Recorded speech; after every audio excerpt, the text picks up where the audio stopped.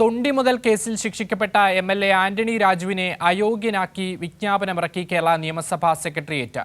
ജനപ്രാതിനിധ്യ നിയമത്തിന്റെയും supreme കോടതി വിധിയുടെയും അടിസ്ഥാനത്തിലാണ് അയോഗ്യനാക്കിയത്. വിവരങ്ങളുമായി ഷീജ ചേരുകയാണ്. ഷീജ, എന്തൊക്കെയാണ് വിശദാംശങ്ങൾ?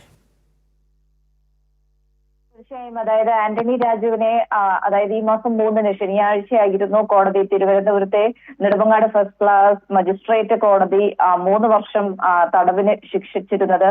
ഈ ഒരു സാഹചര്യത്തിലാണ് ഇപ്പോൾ ആന്റണി രാജുവിനെ അയോഗ്യനാക്കിക്കൊണ്ടുള്ള നിയമസഭാ സെക്രട്ടേറിയറ്റിന്റെ വിജ്ഞാപനം പുറത്തിറങ്ങിയിരിക്കുന്നത്. ഇതിൽ പറയുന്നത് 1951 ജനപ്രാതിനിധ്യ നിയമത്തിന്റെയും അതോടൊപ്പം തന്നെ ഇതുമായി ബന്ധപ്പെട്ട് സുപ്രീം കോടതി വിധികളുടെയും അടിസ്ഥാനത്തിലാണ് ആന്റണി രാജു ഇനി നിയമസഭാ അംഗമായി ഇരിക്കാൻ അയോഗ്യനായിരിക്കുന്നു എന്നുള്ളതാണ് ഇതിൽ എടുത്തു പറയുന്നത്. ഈ ഒരു സാഹചര്യത്തിൽ ആന്റണി രാജുവിനെ അയോഗ്യനാക്കിക്കൊണ്ട് വിജ്ഞാപനം പുറപ്പെടുവിക്കുന്നു എന്നുള്ളതാണ് ഇതിൽ പറയുന്നത്. അതോടൊപ്പം തന്നെ ഇതോടുകൂടി ഈ മാസം അതായത് ജനുവരി 3-ാം തീയതി മുതൽ തിരുവനന്തപുരം മണ്ഡലം തിരുവനന്തപുരം സീറ്റ് ഒഴിവ് വന്നിട്ടുണ്ട് എന്നുള്ള കാര്യം തെരഞ്ഞെടുപ്പ് കമ്മീഷനെയും കേരള നിയമസഭാ സെക്രട്ടേറിയറ്റ് അറിയിച്ചിരിക്കുകയാണ് എന്നുള്ളതാണ്. ഔദ്യോഗികമായി തന്നെ അറിയിക്കുന്ന നടപടി കൂടി ഇപ്പോൾ ഈ ഒരു ഘട്ടത്തിൽ പൂർത്തിയായിരിക്കുകയാണ്. എന്തായാലും ഇത് സംബന്ധിച്ച് ആന്റണി രാജുവിനെ അയോഗ്യനാക്കിക്കൊണ്ടുള്ള വിജ്ഞാപനമാണ് ഇപ്പോൾ കേരള നിയമസഭാ സെക്രട്ടേറിയറ്റ്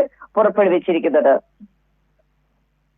ശരി, തൊണ്ടി മുതൽ കേസിൽ ശിക്ഷിക്കപ്പെട്ട ആന്റണി രാജുവിനെ അയോഗ്യനാക്കി കേരള നിയമസഭാ സെക്രട്ടേറിയറ്റ് വിജ്ഞാപനം പുറപ്പെടുവിച്ചിരിക്കുകയാണ്. ഷീജയാണ് വിവരങ്ങൾ നൽകിയത്.